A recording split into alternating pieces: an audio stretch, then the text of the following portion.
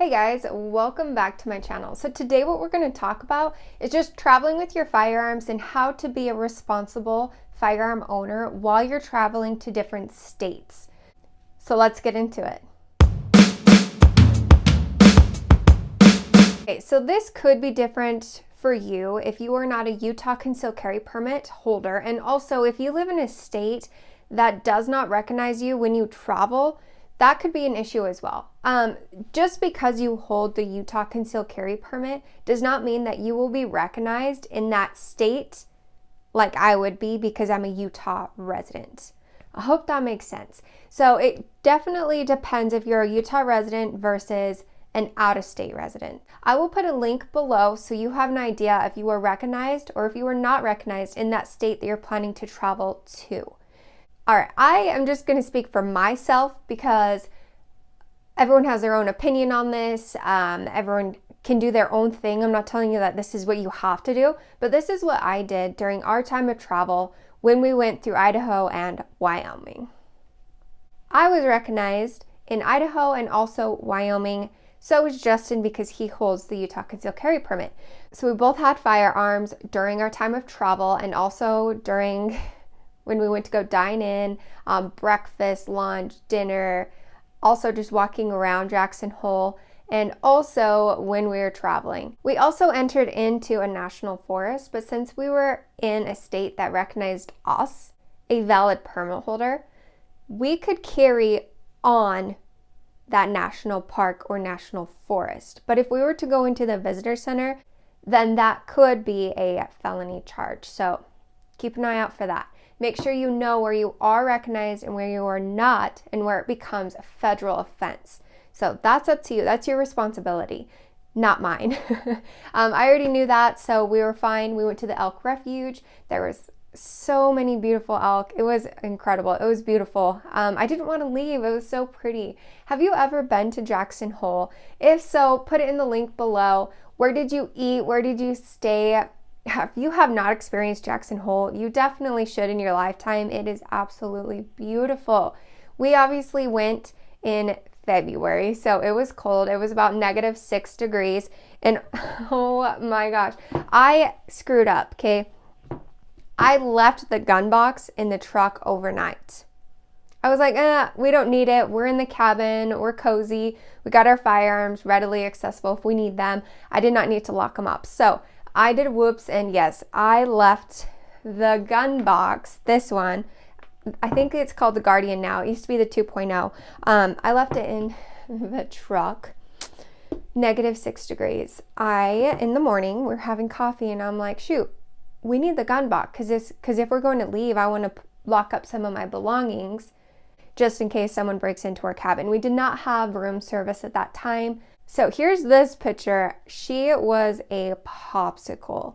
It took about an hour to actually defrost. Right as we took it out of the truck, she was just frozen shut basically. So I tried my fingerprint reader, it would throw an error. I tried to open it up using the keypad, it would throw an error. So we literally just kind of put it by the fireplace, let her defrost. Took about an hour and we were able to get into the box. So yeah, she does freeze, which is fine. It's an electronic, like of course that's going to happen, right?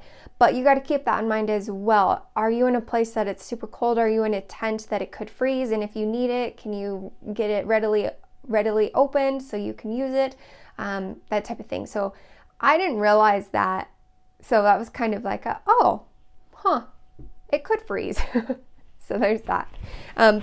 But the box is functioning now, which is good. It's not like it froze and completely fried everything, so that's good. Here's that. She's still working as brand new. And I also did fail to charge this box before we left, but it was fine. She's still working properly. She's functioning correctly. So I'm going to charge it probably today for at least 24 hours, so it's charged again up to 6 months. So one question that I get asked all the time about this is, well, someone can just walk away with it. Yeah, you're not wrong, they can. A peace of mind for you though is it has Wi-Fi connected to the box. So if you download an app, it connects to your phone. So if someone tampers with your box, you are alerted. But at the same time, they have your box. So I mean, we're not going to leave a firearm in the box while we're out. We're going to always have those on our person, but money, rings, stuff like that you don't want to take and you want to lock them up, you could put them in here. We literally put our receipts in here. It's everyone's personal preference on how you use this box and where you want to use this box and whatever else. So just your own personal preference. So at the end of the day, you are responsible for your firearm, the holster, the ammunition, where you're traveling to, what place you're staying at, and also the locations that you're going to be traveling into, as like any private property, any federal buildings, that type of thing. That's up to you to know before you go. So the steps that I followed is I jumped onto BCI's website and I just clicked on each state that we're going to travel through just to make sure that we were recognized. Once I knew that we were recognized, that was it for me. I knew that we were going to stay in a private property location. So what I did is I checked into the Fireside Resort, see what their policy was on firearms, just to protect myself. If I had to use deadly force, would I be covered? Would I be going to prison? There's all of these things that I was like, well, I need to make sure that I'm covered and that I am being responsible before I travel. I'm not going to be ignorant or careless. I want to actually know before you go. So that's what I did. I did not find anything on firearms whatsoever, and I did not take a whole bunch of time to look at it because at the end of the day, so the right to protect myself if anything were to happen. So I know that I was not on a federal building. I know that it was private property. I did not see any signs for no firearms whatsoever. So I was completely fine with that. While traveling through the national forest, I had my Glock on me, so I wasn't too worried about anything. And also the park was closed. So if you're trying to travel to Jackson Hole for that, make sure that the park is open for you. There's so much snow.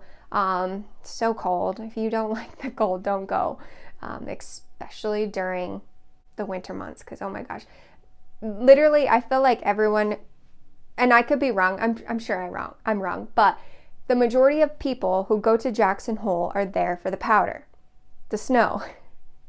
We were there for this hoodie, legitimately. The only reason why we went to Jackson Hole is to get a hoodie for me, because Justin loves me so much. We took a trip to get this hoodie. So it's actually badass. I love it.